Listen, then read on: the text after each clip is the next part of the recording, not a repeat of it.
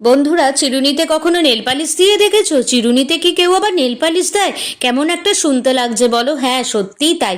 কেমন একটা বোকা বোকা লাগছে কথাটা। তো দেখে নাও আমি কেন চিরুনিতে নেল পালিশ দিয়েছিলাম।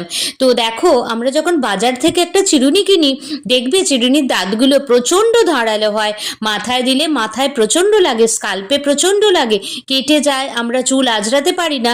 তারপরে আস্তে আস্তে চিরুনির দাঁতগুলো ভোঁতা হয়, তবে বেশ কয়েকদিন পর আজরাতে আজরাতে।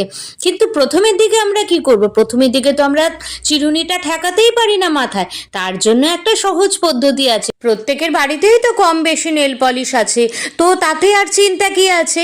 তোমরা চিরুনিটা কেনার পরে আর কোনো চিন্তা করতে হবে না। নেল পলিশটা ঠিক আমি যেভাবে দিচ্ছি, ঠিক দাঁতগুলোর উপরে তোমরাও এভাবে লাগিয়ে দাও। দেখবে কিছুক্ষণ পর শুকিয়ে যাবে নেল পলিশটা, আর তোমরা খুব ইজি চুলে ঠেকাতে পারছো চিরুনি। তাতে কোনো কিছুতে লাগছে না, আর তোমাদের স্কাল্পেও লাগছে না। খুব সুন্দর করে চুল আঁচড়ে নিতে পারছো। যদি আমার টিপসটা ভালো লেগে থাকে, অবশ্যই আমার চ্যানেলটা সাবস্ক্রাইব করে পাশে থেকো। আর কমেন্টস করতেও ভুলো না তোমাদের এই টিপসটা কেমন লাগছে।